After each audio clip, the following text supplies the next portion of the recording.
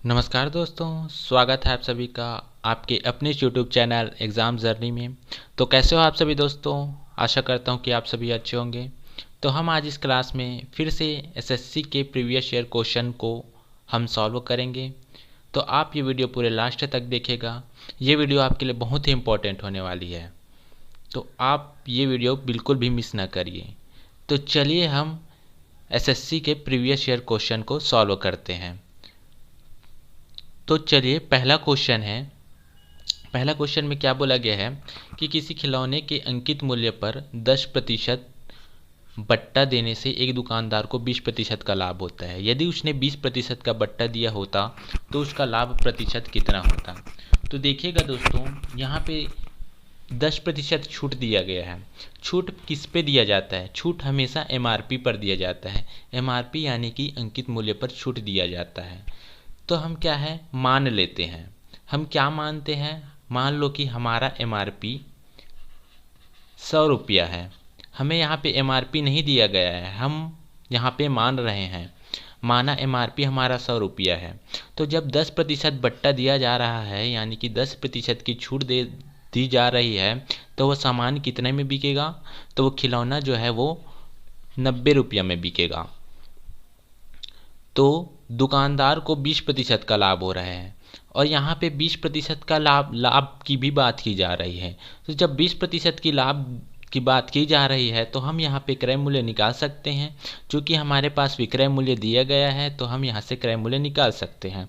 तो क्रय मूल्य का जो फार्मूला होता है वो तो आपको पता ही होगा। जो क्रय मूल्य का फार्मूला होता है वो होता है आपका विक्रय मूल्य गुणा आपका 100 प्लस परसेंटेज, 100 प्लस प्रॉफिट। तो यहाँ से हम निकाल लेते हैं। तो विक्रय मूल्य कितना है हमारा? 90 इंटू 100 और लाभ प्रतिशत की कितनी दी गई है? तो यहाँ से 120 हो जाएगी। तो 3 चौके 12 और 3 तिया 9, तो 2 से 2 फिर कट जाएगा, 2 पंचे 10, फिर यहाँ से फिर कट जाएगा ये 2 15 30। तो यहाँ पे हमारा जो सीपी है वो 75 आ रहा है, यानी कि जो हमारा क्रय मूल्य है वो हमारा 75 आ रहा है जब 20% की लाभ की बात की जा रही है। फिर यदि इसने 20% का बट्टा दिया होता, यानी कि हम अगर इस पर 20% की फिर छूट दे तो उसका लाभ प्रतिशत पूछा जा रहा है। तो 20% की अगर छूट दी जाए तो यही जो सामान है वो 80 रुपये में बिकेगा। 80 रुपये में बिकेगा जब 20% की छूट दी जा रही है। तो फिर लाभ प्रतिशत पूछा गया है। तो देख लेते हैं, यहाँ पे हमारा सीपी भी है। तो कितने के लाभ हो रहा है? हमारा 5 का लाभ हो रहा है। किसके सापेक्ष में हम निकालते हैं लाभ? हमेशा क्रय मूल्य के सापेक्ष में निकालते हैं। तो 75 गुणा 100, तो 5 15 75। फिर यहाँ से हम और काट लेते हैं, 5 तिया 15, 5 बीसम 100। तो यहाँ पे जो हमारा आंसर आएगा वो 6 सही 2/3 आएगा। तो हमारा ऑप्शन ए सही हो जाएगा दोस्तों। तो हमारा ऑप्शन ए सही हो जाएगा। आप इसको इस प्रकार से भी कर सकते हैं, आप इसको रेशियो मेथड से भी कर सकते हैं। तो रेशियो मेथड से कैसे करेंगे? देखिए, हम यहाँ पे 10% को क्या लिख सकते हैं? हम 10% को हम 1/10 लिख सकते हैं, यानी कि 10 हमारी एमआरपी हुई और 1 हमारी छूट हुई। 10% छूट दी जा रही है यानी कि 10 हमारी एमआरपी हुई, छूट हमेशा अंकित मूल्य पर दिया जाता है, और 1 हमारी छूट हुई। तो एमआरपी से एसपी जो हुई यानी कि विक्रय मूल्य हुई 10 से 9 हुई और 20% का लाभ हो रहा है। तो 20% को हम क्या लिख सकते हैं? हम 20% को हम 1/5 लिख सकते हैं। तो हमारा जो विक्रय मूल्य होगा वो होगा हमारा 5 से 6। क्या होगा? 5 से 6। तो अब देखिएगा दोस्तों, यहाँ पे हमारा एसपी चूँकि अलग अलग है, दोनों में एसपी अलग अलग है, तो हम इसको बराबर कर देते हैं। तो बराबर करेंगे तो क्या आएगा? 9, इसको 2 से गुणा कर देते हैं और इसको 3 से गुणा कर देते हैं। तो इसी प्रकार से इधर भी हम 2 का गुणा कर देते हैं और इधर भी हम 3 का गुणा कर देते हैं। तो ये कितना हुआ? 10 दूनी 20 और 3 पंचे 15। अब बोला जा रहा है कि यदि उसने 20% का बट्टा दिया होता तो 20% का अगर इससे बट्टा देंगे तो जो इसका सेलिंग प्राइस होगा वो कितना हो जाएगा, ये आपका 16 रुपया में बेचेगा इसको। तो और यहाँ पे हमारा सीपी है, तो अब हम लाभ निकाल सकते हैं। तो लाभ हो रहा है 1 का, किसके सापेक्ष में निकालेंगे हम, सीपी के सापेक्ष में, तो बटे 15 गुणा 100। तो जो हमारा सही आंसर हो जाएगा वो ए हमारा सही आंसर हो जाएगा। तो आप दोनों मेथड से, किसी भी मेथड से आप निकाल सकते हैं। चलिए अब हम अगले क्वेश्चन की ओर चलते हैं। एक व्यक्ति ने 76 गाय खरीदी और 20 गाय 15% लाभ पर, 40 गाय 19% लाभ पर और शेष 16 गाय 25% लाभ पर बेच दी। उसे कुल 6,570 रुपया का लाभ हो तो हर गाय का क्रय मूल्य है। ये भी बहुत अच्छा क्वेश्चन है। ये एसएससी के स्नातक स्तरीय परीक्षा में आया हुआ क्वेश्चन है, एसएससी सीजीएल में आया है ये क्वेश्चन। तो आप इसे बहुत ध्यान से देखिएगा। तो देखिएगा दोस्तों, इसको कैसे हल करना है, चलिए हम हल करते हैं। तो यहाँ पे 76 गाय हैं, यहाँ पे कितनी गाय हैं, 76 गाय। मान लो कि इन गायों का, ये 76 गाय हैं, ये 76 गाय मान लो कि 76 रुपया में खरीदी गई है। यानी कि हर एक गाय का क्रय मूल्य कितना है, 1 रुपया है। एक गाय का क्रय मूल्य कितना है, 1 रुपया है। हम मान लेते हैं, मानने में क्या जाता है, जिससे हमें क्या है, सॉल्व करने में आसानी होगी। तो अब बोला जा रहा है कि अब आगे सॉल्व करते हैं। 20 गाय 15% लाभ पर, यानी कि 20 गाय 15% लाभ पर, या 20 गाय का क्रय मूल्य कितना हुआ, 20 रुपया हुआ। तो जो 15% जब लाभ हो रहा है तो उसको लाभ कितना होगा, यानी कि 20 गुणा 15 कर देते हैं। तो 5 से 15, 5 20 हम 100, 20 से 20 कट गया, तो कितना का लाभ हो रहा है, 3 रुपया का लाभ हो रहा है। इसी प्रकार 40 गायों का 19% निकाल लगते हैं। 40 गायों का कितने रुपया में खरीदी गई, 40 रुपया में खरीदी गई, उसका 19%। तो ये हो जाएगा आपका 4.6 रुपया में का लाभ हुआ। इसी प्रकार 16 गाय का 25% है ना, तो ये होगा आपका, ये कितना हो जाएगा आपका 4 रुपया। तो यहाँ पे 4 रुपया का लाभ हुआ। तो ये हमारा लाभ आ गया, ये हमारा क्या आ गया, लाभ का रेशियो आ गया दोस्तों। तो अब जो लाभ का रेशियो आ गया, हम इसको जोड़ लेते हैं तो कितना हुआ, 3 4 7 और 7 4, 3 4 7, ये आपका 7.6 होगा दोस्तों, ये वाला 7.6। तो 3 4 7 और 7 7 14, तो 14.6 हमारा टोटल गाय का लाभ हुआ। ये हमारा रेशियो में आया है, लेकिन जो एक्चुअल रेशियो है वो है हमारा 6,705। तो हम इसके बराबर कर देते हैं 6,570 के। तो एक गाय का क्रय मूल्य हमारा निकल के आ जाएगा। तो अब हम इसको भाग दे देते हैं, 6,5,7,0 में से 14.6 को भाग दे देते हैं, 14.6 से विभाजित कर देते हैं 6,5,7,0 को। तो हमारा जो आंसर आएगा दोस्तों वो हमारा निकल के आ जाएगा 450 रुपये निकल के आ जाएगा। तो आप इसको सॉल्व कर लेना दोस्तों। 6,570 को जब हम 14.6 से भागित करेंगे तो 450 रुपया आंसर निकलेगा। तो हमारा सही आंसर हो जाएगा ऑप्शन ए। तो आप इसको इस प्रकार से कर सकते हैं। ठीक है दोस्तों, ये कुछ कॉम्प्लिकेटेड है थोड़ा सा, लेकिन आप इसको जब प्रैक्टिस करोगे तो ये आपका बन जाएगा। चलिए अब हम अगले क्वेश्चन की ओर चलते हैं। एक व्यापारी एक कलाई घड़ी और एक दीवार घड़ी 390 रुपये में खरीदता है। वह उन्हें बेचकर कलाई घड़ी पर 10% का लाभ कमाता है और दीवार घड़ी पर 15%। यानी कि कलाई घड़ी का लाभ दिया गया है और दीवार घड़ी का लाभ, 2 लाभ दिए गए हैं, और उनका जो सीपी है वो 390 रुपया है, और जो कुल लाभ है वह दिया गया है 51.50। तो दीवार घड़ी और कलाई घड़ी का मूल कीमतों में अंतर है। तो दोस्तों हमें तो अलग अलग लाभ दी गई है, कलाई घड़ी की अलग लाभ और दीवार घड़ी की अलग लाभ। तो हम कुल लाभ निकाल सकते हैं, क्योंकि यहाँ पे हमें लाभ दिया गया है रुपयों में, तो हम प्रतिशत लाभ निकाल लेते हैं। तो प्रतिशत लाभ निकालने के लिए सबसे पहले हम निकाल लेते हैं। तो 390 गुणा 100 सीपी के सापेक्ष में निकलता है। तो ये हो जाएगा, जब दशमलव है तो इधर बटे में हो जाएगा, 2 जीरो कर देते हैं इधर, जब ये दशमलव हट जाएगा तो ये 100 से 100 कट गया, 0 से 0 कट गया। फिर यहाँ ये आपका भाग नहीं जा रहा है, ये भाग नहीं जा रहा है, तो हम इसको ऐसे ही लिख देते हैं। तो अब हम यहाँ पे क्या करेंगे, हम इसको अब मिश्रण के नियम से हल करते हैं।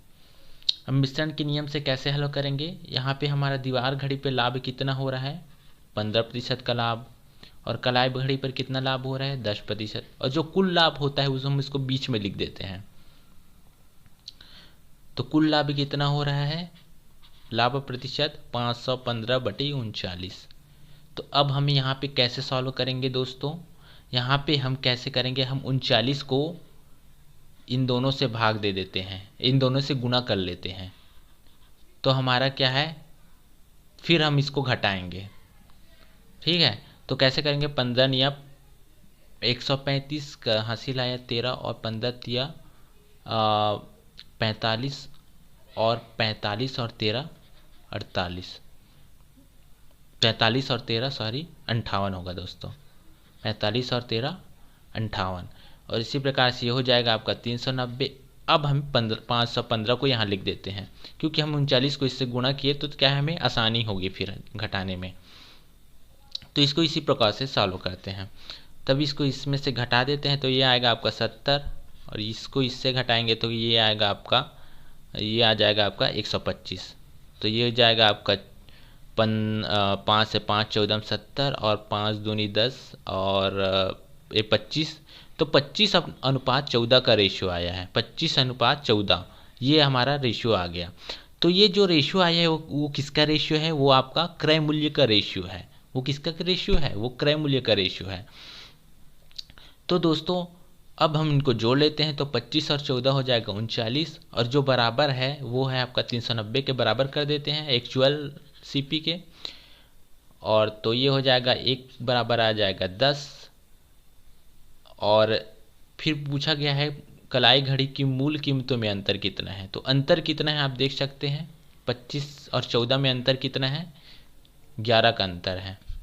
तो गुणा 11, तो 110 रुपया हमारा आंसर आ जाएगा। तो इन घड़ी की मूल कीमतों में जो अंतर है वो है आपका 110 रुपया आंसर है। तो ऑप्शन सी हमारा सही आंसर हो जाएगा। चलिए दोस्तों अब हम बिना किसी देरी के आगे की ओर चलते हैं। एक दुकानदार इसके स्टोर से खरीदी जाने वाली वस्तुओं पर 10% छूट देने का विज्ञापन देता है। एक ग्राहक को ₹560 और कीमत का सूटकेस और 90 रुपया कीमत का बैग और 45 रुपये की तौलिया खरीदने पर मिलने वाली छूट बताएं। तो दोस्तों यहाँ पे देखिए करना क्या है, हमें 10% छूट देने का ये विज्ञापन दे रहा है, यानी कि जो टोटल वस्तु है उस पर 10% छूट मिल रही है। तो हमें उस छूट को बताना है, तो हम इन तीनों को जोड़ लेते हैं। तो 560, 90 और 45 को हम जोड़ लेते हैं, तो 5 आएगा, ये 9 6 15 और 4 19, और ये हो जाएगा 695। तो 695 का हम 10% निकाल लेते हैं दोस्तों, तो ये आ जाएगा आपका 69.5 आपका छूट आएगा। तो 69.5 हमारा सही आंसर हो जाएगा। तो option C is the right answer of this question. चलिए अब हम अगले क्वेश्चन की ओर चलते हैं दोस्तों।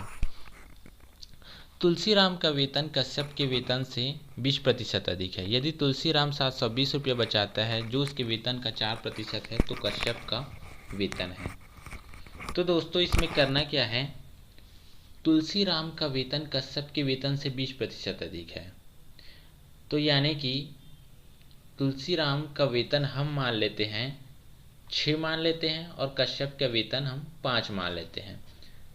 ठीक है, कैसे किए, क्योंकि 20% को हम 1/5 लिख सकते हैं, तो 5 से ये 6 हो गया। ठीक है, तो तुलसीराम का वेतन को हम 6 मान लिया और कश्यप के वेतन को हम 5 मान लिए। ठीक है, यदि तुलसीराम 720 रुपये बचाता है जो उसके वेतन का 4% है, तो कश्यप का वेतन है। तो तुलसीराम का वेतन अगर 720 है जो कि इसके वेतन का 4% है, तो 4% किसके बराबर है, 720 की। तो इसका हम 100% निकाल सकते हैं जो कि इसका मूल वेतन होगा।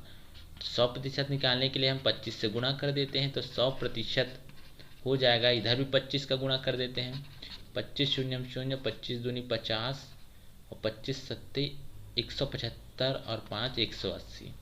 तो ये तो निकल कर आ गया हमारा तुलसीराम का। तो तुलसीराम का वेतन है 18,000, तो हम इसके बराबर कर देते हैं। तो तुलसीराम का वेतन आ गया हमारा 18,000, तो हम 18,000 को इधर लिख देते हैं। तो इसको हम इससे काट लेते हैं अब, तो 6 या 18, तो 3,000 आ गया हमारा रेशियो। तो हमें कश्यप का वेतन पूछा गया है, तो 5,000 से 3,000 को गुणा कर देते हैं, तो कश्यप का जो वेतन आ जाएगा वो 15,000 आ जाएगा। तो चलिए अब हम अगले क्वेश्चन की ओर चलते हैं। किसी व्यक्ति के वेतन का 20% भाग किराए पर खर्च होता है, 60% भाग जीवन यापन पर खर्च होता है और 10% भाग की वह बचत करता है। यदि वह शेष 30 रुपया बच्चों की शिक्षा पर खर्च करे तो उसका वेतन कितना है। तो दोस्तों देखिए यहाँ पे करना क्या है, यहाँ पे क्या करेंगे, यहाँ पे 30 रुपये की बचत हो रही है। जो तो 30 रुपये की बचत कितने पे हो रही है, तो 20% भाग किराए पर खर्च कर रहा है, 60% भाग जीवन यापन पर और 10% भाग की वह बचत कर रहा है। ठीक है, तो कितना बचा, जो बच्चों की शिक्षा पर कितना खर्च कर रहा है ये आपका, तो इन सबको जोड़ देते हैं, तो 20 और 10 30 और 90%, तो 90% तो वो खर्च कर रहा है, 90% तो इसका आपका जो इसका व्यय हो रहा है, और जो 10% बच रहा है वो बच्चों की शिक्षा पर खर्च कर रहा है। तो 10% जो कर देंगे उसको हम बराबर कर देंगे हम 30 रुपया के, और वेतन हमेशा क्या है 100% होता है, तो 100% निकल के आ जाएगा इसका 300 रुपया। तो option A is the right answer, तो 300 हमारा सही आंसर हो जाएगा। चलिए अब हम अगले क्वेश्चन की ओर चलते हैं। 120 और 300 के बीच के पूर्ण वर्गों का योग है। तो दोस्तों 120 और 300 के बीच के हमें पूर्ण वर्गों का जोड़ हमें ज्ञात करना है। तो सबसे पहले तो आपको 1 से 30 तक के वर्ग आपको ज्ञात रखना है, आपको याद रखना है 1 से 30 तक की। तो देखिएगा अब क्या करेंगे हम, 11 का स्क्वायर देखें, 11 का स्क्वायर कितना होता है 121। तो हम यहाँ से स्टार्ट करते हैं और पूरे 300 के बीच में आने वाले जितने भी आ रहे हैं उन सभी के संख्याओं को लेना है, पूर्ण वर्ग को लेना है 300 तक के, है ना। 11 का स्क्वायर होता है 121, 12 का स्क्वायर होता है आपका 144, 13 का स्क्वायर जो होता है वो होता है 169, और 14 का स्क्वायर होता है वो होता है आपका 196, 15 का स्क्वायर होता है 225, और 16 का स्क्वायर होता है आपका 256, और 17 का स्क्वायर होता है 289, और 18 का स्क्वायर नहीं कर सकते, 18 का स्क्वायर करेंगे तो 300 से ज़्यादा हो जाएगा। तो अब हम इन सब को जोड़ लेते हैं। अब हम इन सब को जब जोड़ेंगे, इन सब को जोड़ने पर, इन सभी को जोड़ने पर जो योग आएगा वो आएगा आपका 1400 आएगा। तो यही आपका आंसर हो जाएगा। आशा करता हूँ दोस्तों आपको इतनी सारी चीज़ें समझ में आ रही होगी। चलिए चलते हैं अब अगले क्वेश्चन की ओर। दो संख्याओं का योग 36 तथा उनके महत्तम समापवर्तक और लघुत्तम समापवर्तक क्रमशः 3 तथा 105 है, तो उनके व्युत्क्रमों का योग होगा। तो देखिएगा दोस्तों यहाँ पे हमें दो संख्याओं का योग दिया गया है तथा उनके महत्तम समापवर्तक और लघुत्तम समापवर्तक भी दिया गया है। तो एक फार्मूला होता है, वो होता है आपका पहली संख्या गुणा दूसरी संख्या गुणा एलसीएम गुणा एचसीएफ, है ना। पहला संख्या गुणा दूसरा संख्या बराबर होता है एलसीएम गुणित एचसीएफ। तो हमें पहली संख्या और दूसरी संख्या तो पता नहीं है, तो पहली संख्या को मान लेते हैं a और दूसरी संख्या को मान लेते हैं हम b, और एलसीएम दिया गया है 3 और एचसीएफ दिया गया है, एलसीएम दिया गया है आपका 105 और एचसीएफ दिया गया है वो 3 दिया गया है। ठीक है, तो हम इसको गुणा कर लेते हैं, तो a भी बराबर जो आएगा वो आएगा आपका 315, और हमें इन दोनों संख्याओं का योग दिया गया है, तो a प्लस बी बराबर 36 मान लेते हैं, दिया गया है ये दोनों संख्याओं का योग। तो हमारे पास जो वैल्यू है a और b की वैल्यू है, a इंटू बी की वैल्यू है और a प्लस बी की वैल्यू है, तो हमें उनके व्युत्क्रम का योग ज्ञात करना है। ठीक है, तो सबसे पहले क्या करते हैं, हम a और b की वैल्यू ज्ञात करते हैं। तो a और b की वैल्यू कैसे ज्ञात करेंगे, तो दोस्तों हमें एक ऐसी संख्या का पता लगाना है, हमें उन संख्याओं का पता लगाना है जो जोड़ने पर 36 आए गुणा करने पर 315 आए, जो जोड़ने पर 36 आए और गुणा करने पर 315 आए। तो हमें कैसे ज्ञात करना है, देखिए यहाँ पे 5 है, ठीक है, यहाँ पे 5 है, तो आप सोच सकते हैं कि 5 है यानी कि कोई एक संख्या जो होगी वो उसकी इकाई के अंक 5 होगी, है ना, और जो दूसरी इकाई के अंक होगी वो विषम संख्या होगी, तभी आपका ये 315 आएगा। तो हम देख सकते हैं मान लीजिए कि 15 लेते हैं, ठीक है। और बचा कितना, 36 में 15 में से 36 घटाएंगे तो 21। तो देखिए 15 एकम 15 का 5 से 1 15 दूनी 30 और 1 31, तो 315 हमारे पास आ रहा है दोस्तों। तो ये 15 और 21 आ गया दोस्तों, ए और बी का मान 15 और 21 आ गया। कैसे ज्ञात किया दोस्तों, क्योंकि देखिए यहाँ पे इकाई का अंक 5 है, तो इस प्रकार से हम इसमें अनुमान लगा लिए कि जो इकाई का अंक होगा वो 5 होगा और एक विषम संख्या होगी। तो इस प्रकार से हम ज्ञात कर सकते थे। और 25 तो कर नहीं सकते थे, 25 कर नहीं सकते थे, ठीक है। तो इस प्रकार से हम ज्ञात कर लिए। तो ए और बी का मान आ गया हमारा 15 और 21। तो हमें उनका व्युत्क्रम यानी कि व्युत्क्रम यानी कि वो बटे में आ जाता है ना। तो 1/15 प्लस 1/21, तो इनका योग ज्ञात करना है। तो ये हो जाएगा आपका 21 और 15 36 और 15 एकम 15 का 5 15 दूनी 30 और 31, तो 315। तो हम यहाँ पे काट लेते हैं। तो 9 चौके 36 और 9 दूनी 18 9 तिया 27 9 पंचे 45, तो 4/35 हमारा राइट आंसर हो जाएगा। तो option C is the right answer. चलिए दोस्तों, हम अब अगले क्वेश्चन को चलते हैं। अगर आपको ये वीडियो पसंद आया है तो प्लीज आप लाइक सब्सक्राइब जरूर कीजिए, ताकि आपको हमारी पल पल की नोटिफिकेशन मिलती रहे। चलिए, क्या बोला गया है कि 3 संख्याओं में से दूसरी संख्या पहली की दोगुनी है तथा तीसरी संख्या की 3 गुनी है। यदि तीनों संख्याओं का औसत 44 है तो पहली और तीसरी संख्याओं का अंतर होगा। तो देखिएगा दोस्तों, हमारे पास 3 संख्याएं हैं। वो संख्याएं कौन कौन सी है, तो हम क्या है, ये 3 संख्याएं हैं। तो तीसरी, तो देखिए सबसे पहले हम बोला जा रहा है कि दूसरी संख्या पहली की दोगुनी है तथा तीसरी की 3 गुनी है। तो हम तीसरी संख्या को मान लो कि 2x मान लेते हैं। और बोला क्या गया है कि यह पहली की दोगुनी है। दूसरी संख्या जो है वो तीसरी संख्या की 3 गुनी है, तो 6x मान लेते हैं। और पहली की दोगुनी है, जो दूसरी संख्या है वो पहली की दोगुनी है, तो 3x मान लेते हैं। तो देखिए, देख सकते हैं आप कि हमारा जो है ये आ गया, ठीक है। ये हम मान लिए कि ये दोगुनी है, ये इससे दोगुनी है, ये इससे दोगुनी है और ये इससे 3 गुनी है, ठीक है। तो इन तीनों संख्याओं का औसत 44 है। तो हम कुल संख्या निकाल सकते हैं, कुल योग। तो 44 गुणा 3, क्योंकि 3 संख्या है तो गुणित 3 कर लेते हैं और हम इनको जोड़ लेते हैं। अब हम इनको जोड़ लेते हैं। तो 6 3 9 9 2 11x बराबर हो जाएगा आपका 3 चौके 12। तो x की वैल्यू निकाल सकते हैं, 11 कम 11 और 11 दूनी 22। तो x की वैल्यू आ गई 12। तो पूछा गया क्या है क्वेश्चन में, पहली और तीसरी संख्या का अंतर होगा। तो इसमें अंतर कितने का आ रहा है, देखिए अंतर कितने का है, 1 का अंतर है। देखिए 3x माइनस 2x कितने का अंतर है, 1 का अंतर है। तो 1 का अंतर है तो 12 ही आ जाएगा दोस्तों। तो ऑप्शन सी हमारा सही आंसर हो जाएगा। आई होप दोस्तों आपको ये चीजें समझ में आ रही होगी। चलिए अब हम अगले क्वेश्चन को चलते हैं। अगला क्वेश्चन क्या है, इसको हमें सरलीकृत करना है दोस्तों, इसको हम सिंप्लीफिकेशन करना है। तो देखिएगा दोस्तों, आप देख पा रहे हैं कि ये संख्याएं सेम है। देखिए ये भी संख्याएं सेम है।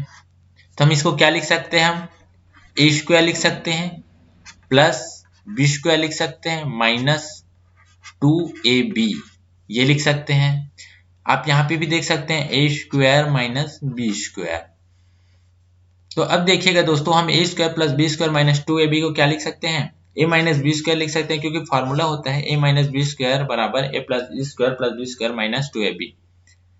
और A square minus B square होता है आपका ए प्लस बी और ए माइनस बी।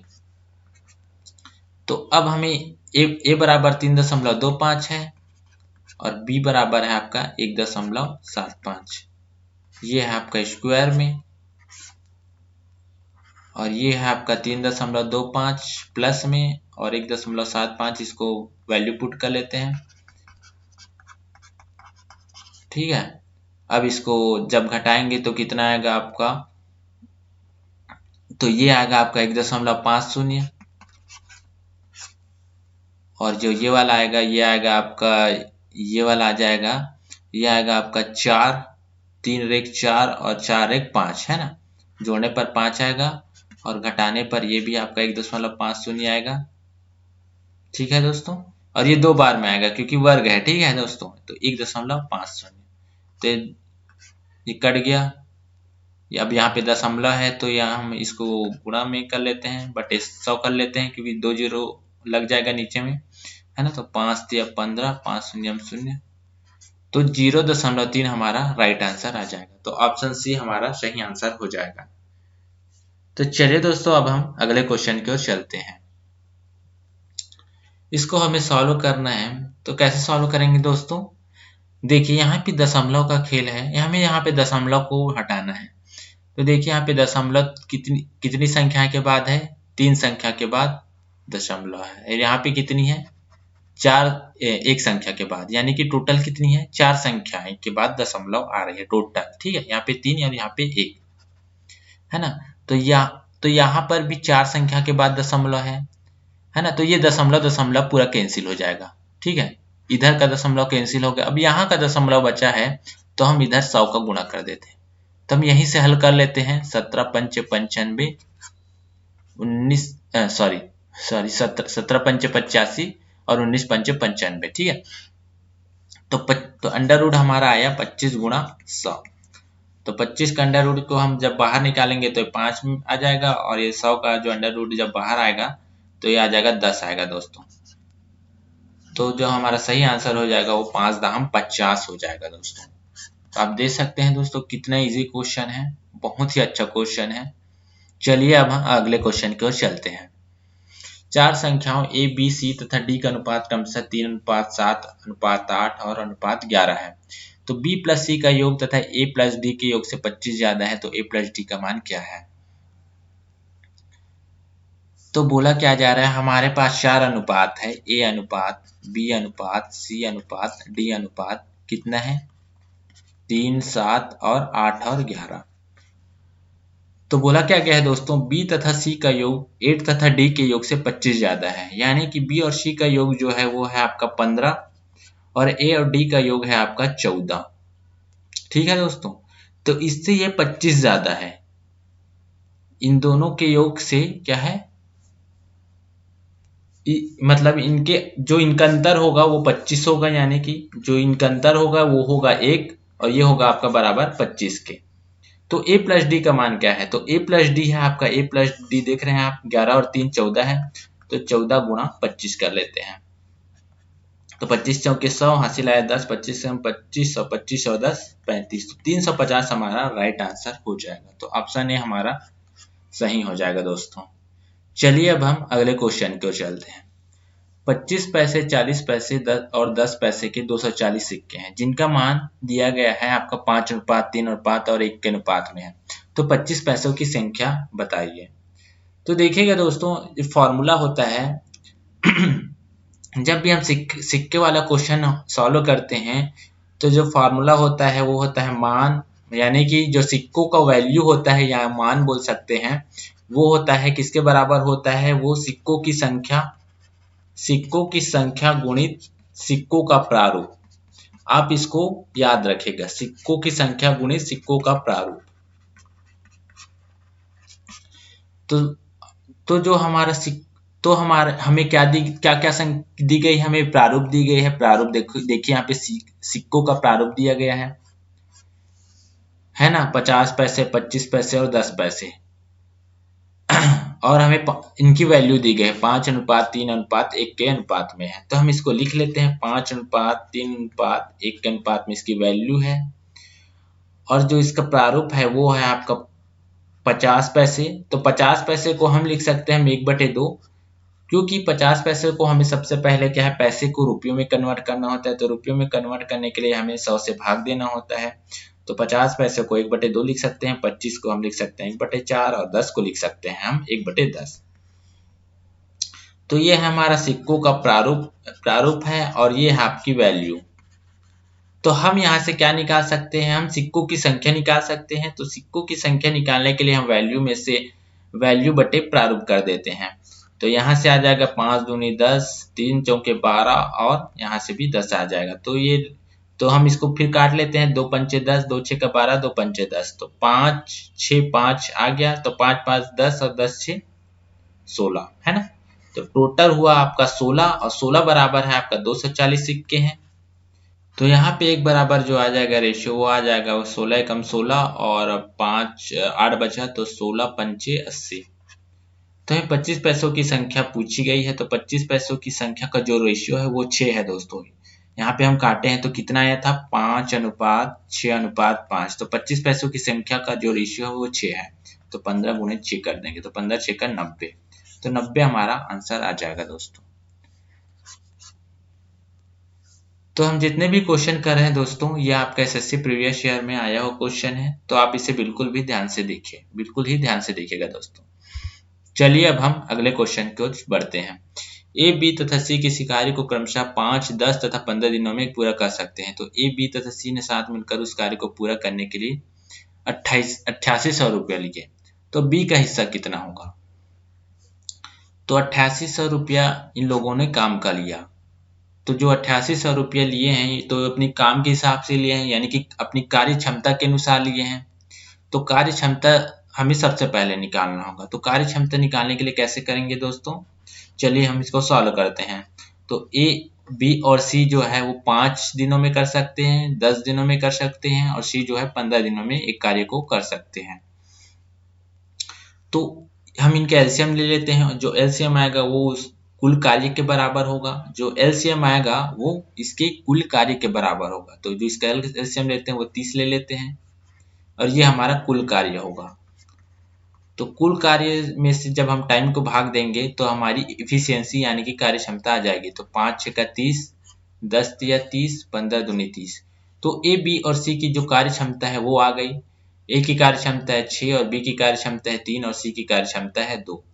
तो हम इन सबको जोड़ लेते हैं, तो 6 3 9 2 11 हो गया। तो 11 बराबर है आपका, हम इसको बराबर कर लेते हैं 8800 के। तो एक का मान जो आ गया वो 800 आ गया। तो बी का हिस्सा पूछा जा रहा है, तो बी का जो कार्य क्षमता है वो 3 है, तो 3 8 24। तो 2400 हमारा राइट आंसर हो जाएगा। चलिए अगले क्वेश्चन की ओर चलते हैं। राम और उसके 2 बच्चों की औसत आयु 17 वर्ष है, जबकि राम की पत्नी और उन्हीं बच्चों की औसत आयु 16 वर्ष है। तो राम की आयु दी गई है 33 वर्ष, तो पत्नी की आयु ज्ञात करना है। तो देखिएगा दोस्तों, बोला क्या गया है कि राम और उसके 2 बच्चों की औसत आयु 17 वर्ष है। तो 17 वर्ष है, यानी कि औसत आयु 17 वर्ष है। कितने लोगों की है? राम की है और उसके 2 बच्चों की, यानी कि कुल 3 लोगों की। तो गुणा 3 कर लेते हैं, तो 17 3 51। अब राम की पत्नी और इन्हीं बच्चों की औसत आयु 16 वर्ष है। अब उनकी औसत आयु 16 वर्ष है, इसमें इसकी पत्नी शामिल है और इसमें इसका पति शामिल है। ठीक है दोस्तों, और दोनों बच्चों तो इन दोनों में कॉमन है, तो 16 या 48 हो जाएगा। तो राम की आयु 33 वर्ष दिया गया है दोस्तों। राम की आयु कितनी दी गई है? 33 वर्ष। तो हम इसमें ये वाली जो कुल योग है इनके 2 बच्चों के साथ, तो इनमें से हम घटा लेते हैं 33, तो इन दोनों बच्चों की आयु का योग आ जाएगा। तो 51 में से जब हम 33 घटाते हैं तो कितना आएगा? 11 में से 3 गया 8 और 4 में से 3 गया 1। तो इन दोनों बच्चों की जो आयु होगी वो होगी 18 वर्ष।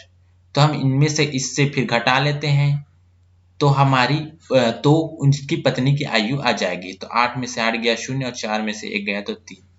तो उसकी पत्नी की जो आयु होगी वो 30 वर्ष होगी। ठीक है दोस्तों, चलिए अब हम अगले क्वेश्चन की ओर चलते हैं।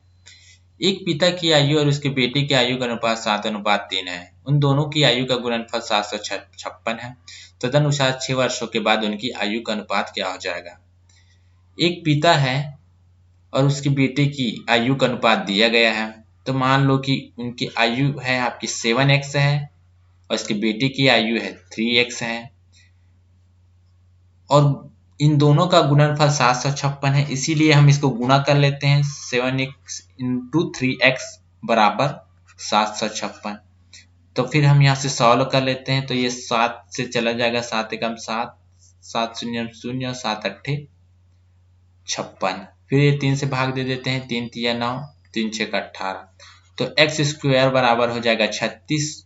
तो x का जो मान आ जाएगा वो 6 आ जाएगा। तो जब हमारे पास x का मान 6 आ गया है तो हम इन दोनों की आयु ज्ञात कर सकते हैं। तो ये है आपके पिता की आयु और इसके पुत्र की आयु। तो 7 6 का 42 हो जाएगा और 7 6 तिया 18 हो जाएगा।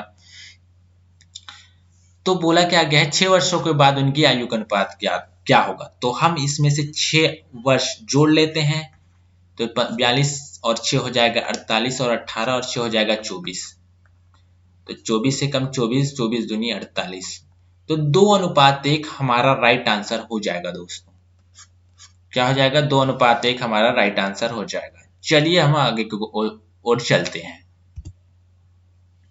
एक टंकी का 3/4 भाग तेल से भरा हुआ है। 60 लीटर तेल निकाल लेने के बाद टंकी का 2/3 भाग भरा रहता है। तो टंकी की क्षमता क्या होगी। तो देखिएगा मान लो कि टंकी की क्षमता x है ना।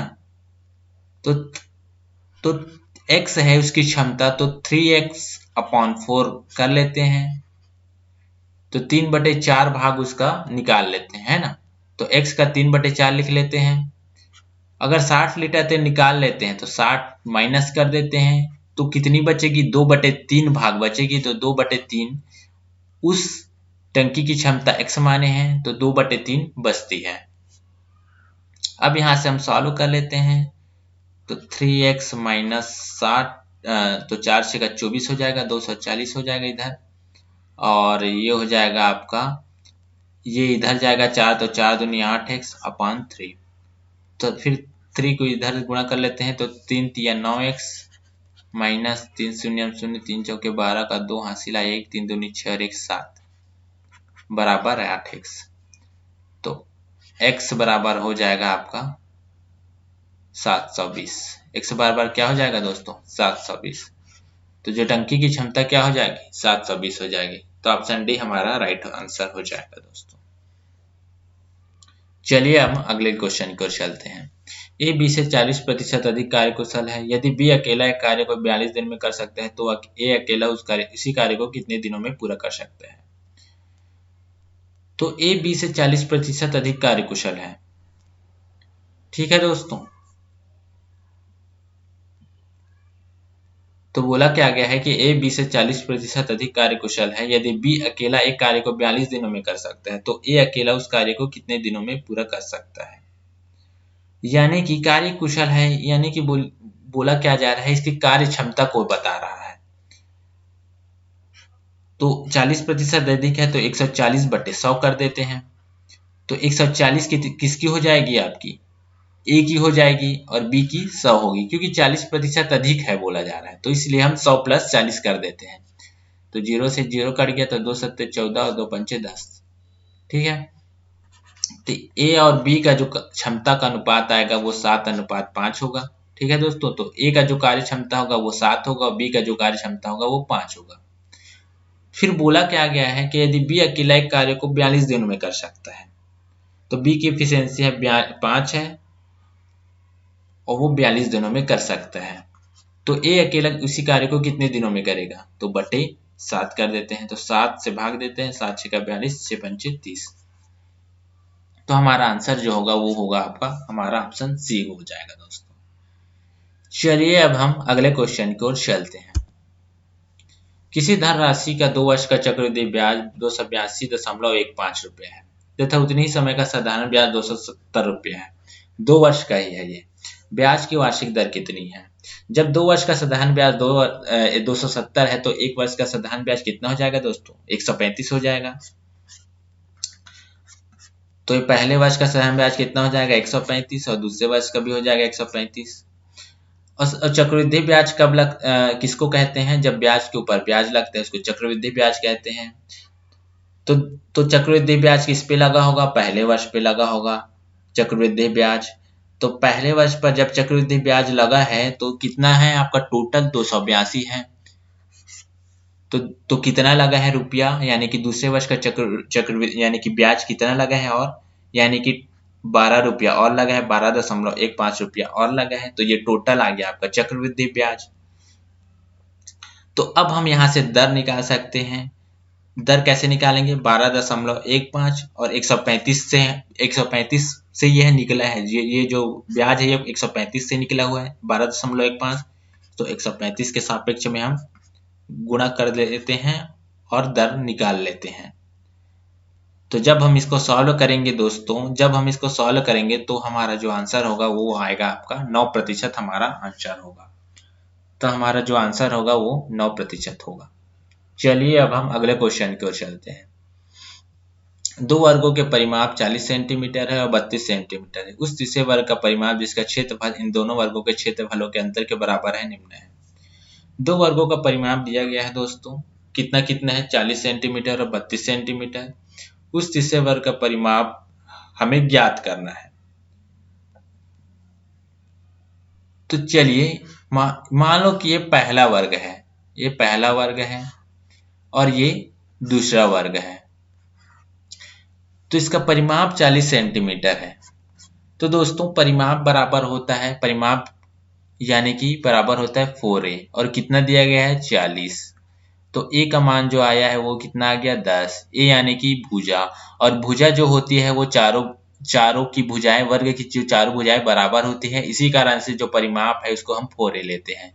तो a बराबर जो है 10 है, ये भी 10 है, ये भी 10 है, सभी भुजाएं 10 है, तभी इसका परिमाप 40 सेंटीमीटर है।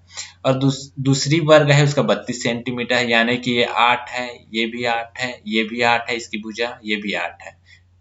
ठीक है, अब हमें अब ये कंडीशन दी गई है जिसका क्षेत्रफल इन दोनों वर्गों के क्षेत्रफल के अंतर के बराबर है। तो सबसे पहले तो हम इसका क्षेत्रफल निकाल लेते हैं। और क्षेत्रफल क्या होता है दोस्तों, क्षेत्रफल होता है a का स्क्वायर, क्षेत्रफल आपका निकल के आ जाता है। तो इसका a का स्क्वायर क्या है होगा, a यानी कि 10 और 10 का स्क्वायर होगा 100। तो इसका क्षेत्रफल हो जाएगा 100 और इसका क्षेत्रफल हो जाएगा 64। तो इन दोनों वर्गों के क्षेत्रफलों के अंतर के बराबर है। तो इसका अंतर कितना हो जाएगा आपका, माइनस कर देते हैं, तो इसका अंतर हो जाएगा आपका 36। तो ये तो हमारा तीसरा वर्ग का क्षेत्रफल आ गया। हमें निकालना क्या है, परिमाप निकालना है। तो हमारा जो यह क्षेत्रफल है, तो क्षेत्रफल क्या होता है, ए स्क्वायर बराबर 36 है ना। क्षेत्रफल क्या होता है, ए स्क्वायर होता है। तो यहाँ से हम a की वैल्यू निकाल लेते हैं। तो a की वैल्यू निकालने पर क्या है, ये आपका अंडर रूट हो जाएगा। तो अंडर रूट जब होगा तो ये आपका ये पूर्ण वर्ग है, तो ये हो जाए निकल के आ जाएगा, ये आ जाएगा आपका 6 आ जाएगा। तो a बराबर 6 आ गया। तो जब a बराबर 6 आ गया है तो इसकी प्रत्येक भुजा क्या हो जाएगी, 6 सेंटीमीटर 6 सेंटीमीटर 6 सेंटीमीटर, यानी कि जो इसकी परिमाप होगी वो होगी आपकी 4a हो जाएगी। तो 4 × 6 बराबर 24 सेंटीमीटर। तो दोस्तों इसका आंसर जो होगा वो हो जाएगा 24 सेंटीमीटर, इसका आंसर होगा। आशा करता हूं दोस्तों आपको ये वाला क्वेश्चन अच्छे से समझ में आया होगा। अगर आपको किसी भी चीज में डाउट है तो आप हमें कमेंट कर सकते हैं। तो आज का सेशन हम यहीं पे समाप्त करते हैं दोस्तों। आशा करता हूं कि आपको जितनी भी चीजें मैंने समझाई है वो आपको समझ में आई होगी। तो दोस्तों ये सभी एसएससी के जितने भी प्रतियोगिता परीक्षा होते हैं एसएससी के, SSC CGL, CHSL, CPO, MTS, ये उन सभी क्वेश्चनों को हमने आज पढ़ा है। तो आशा करता हूं दोस्तों आपको ये वीडियो पसंद आई होगी। तो अगर आपको ये वीडियो पसंद आई है तो प्लीज़ आप इसे लाइक कीजिए, शेयर कीजिए और चैनल को सब्सक्राइब कीजिए, ताकि आपको इस चैनल से जुड़े हुए प्रत्येक नोटिफिकेशन मिलती रहे। तो आज के लिए हम चलते हैं दोस्तों, मिलते हैं हम नेक्स्ट वीडियो में। तब तक के लिए बाय बाय, टेक केयर।